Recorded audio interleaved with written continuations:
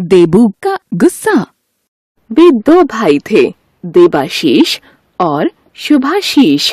प्यार से सभी देबाशीष को देबू तथा शुभाशीष को शुभो कहकर बुलाते थे। उनका परिवार कोलकाता में बसा हुआ था, जहाँ देबू 10 साल का था और 5वीं कक्षा में पढ़ता था। वहीं शुभो केवल 4 साल का था और अभी-अभी नर्सरी में दाखिल हुआ था। सभी छोटे बच्चों की तरह शुभो भी स्कूल जाने में आनाकानी करता था।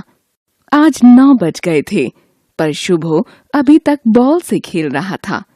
माँ ने उसे 2 बार नहलाने की कोशिश की, पर वह बार-बार बच निकलता। माँ ने उसके कान खींचे और जबरदस्ती बाथरूम की ओर ले चली। देबू पास में ही खड़ा था। छोटे भाई को डांट खाते देखकर आज उसे कुछ मजा सा आ रहा था। दरअसल छोटा होने के कारण माँ का अधिकतर समय शुभो को संभालने में लग जाता और वह देबू की तरफ ज्यादा ध्यान नहीं दे पाती थीं। इससे देबू को लगता माँ उसे अब प्यार नहीं करती। देबू को अपना भाई एक खिलौने की तरह लगता, ऐसा जीता जागता गुड्डा जो हाथ लगाते ही हंसने या रोने लगता था। हंसा तो कोई बात नहीं, पर जैसे ही यह गुड्डा रोता, माँ समझती उसने मारा है। फिर देबू को वह डांट पड़ती कि बस। इसीलिए आज माँ के दुलारे को डांट खाते देख उसे खुशी मिल रही थी। उसे यह सोचकर मजा आ रहा था। बच्चू खूब उछलते कूदते रहते थे। अब रोज स्कूल जाओगे तो पता चलेगा भैया मजे नहीं उड़ाते, जान लड़ाते हैं पढ़ाई में। शुभो को आ करते और पानी की धार से बचते देख देबू ने ताली बजानी शुरू कर दी। शुभो को संभालने में माँ को काफी मेहनत करनी पड़ रही थी। बड़े लड़के को हंसते देख उनका धीरज टूट गया। शुभो के बदन पर तौलिया डालकर उन्होंने देबू को झिंझोड़ दिया। शर्म नहीं आती? मदद नहीं कर सकते तो तंग तो न करो। माँ तो छोटे को लेकर कमरे में चली गईं, पर देबू सन्न सा खड़ा रह गया। उसकी रुलाई फूट पड़ी। बच्चों के पिता दफ्तर जाने के लिए अपने कमरे में तैयार हो रहे थे। देबू का उतरा हुआ चेहरा देखकर उन्होंने उसके सिर पर हाथ रखा और पूछा, होमवर्क पूरा कर लिया है? देबू ने हाँ में सिर हिला दिया। शुभो जब कमरे से बाहर निकला तो राजकुमार सा लग रहा था।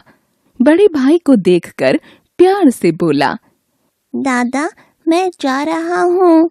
देबू ने देखा, माँ ने सुबह वाली नीली साड़ी उतारकर वही जो उसको बहुत पसंद थी, गुलाबी साड़ी पहन ली थी।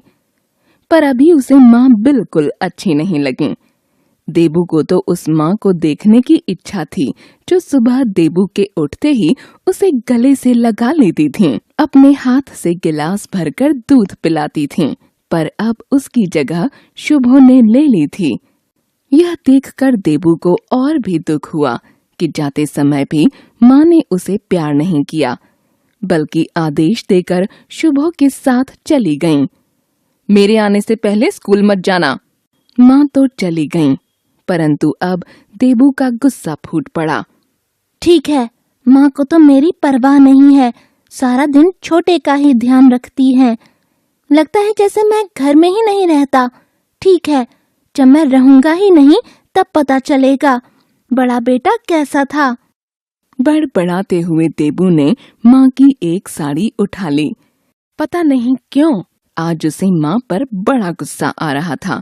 माँ की साड़ी को मोड़कर वह एक थैली में रखने लगा। अगर बाहर माँ की याद आएगी तो वे न सही, उनकी साड़ी तो होगी। माँ से बिछुड़ने की बात सोचते ही उसका मन भरने लगा था। देबू!